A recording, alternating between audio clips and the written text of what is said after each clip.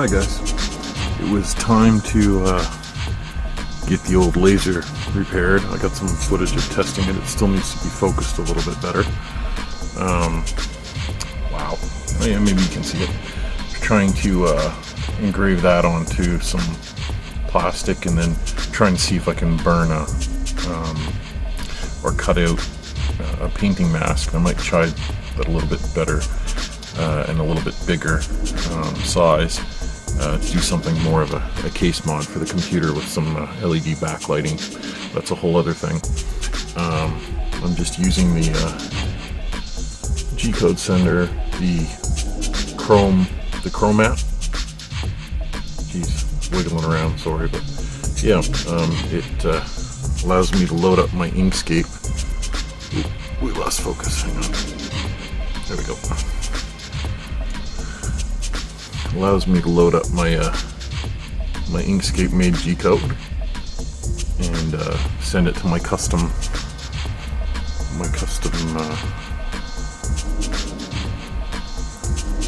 laser. I turned the bed light on here, but it doesn't really. Well, I guess it does light up. Needs to be redone. It's kind of old. But yeah, little fan blows the smoke across and keeps cold air on the laser module here. Keep that cold. It's only a 0.4 watt. It's a Arduino Nano up on top, for those that don't remember or haven't seen it before. That's just a little OLED display that runs some custom graphics, so that can help me keep an eye on what's going on. I got rid of the FET. The power FET had a voltage drop, a noticeable drop in power for this.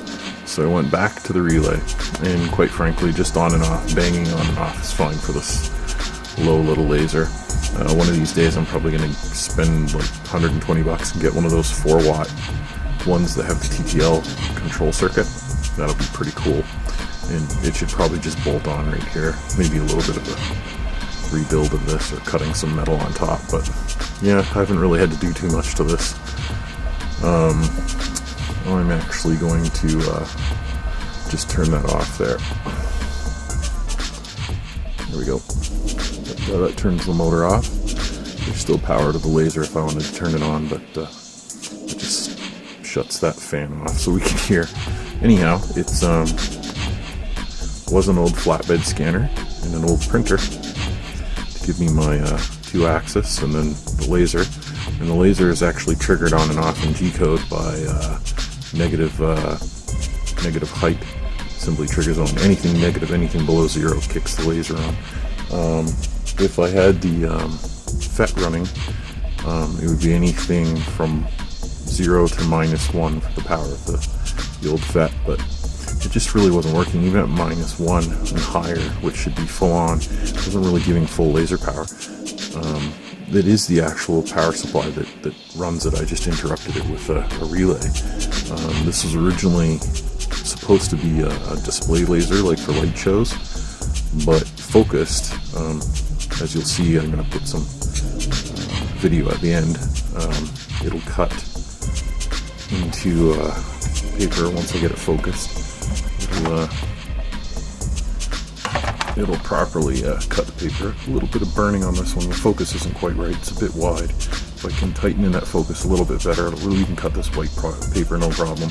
Cut cardboard and funky foam quite easily.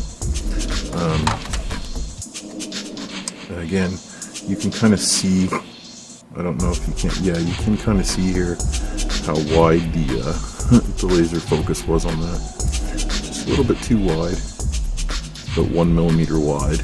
So I'll have to tighten it in, and I mean, when it's working, when it's dialed in, actually underneath here I got some old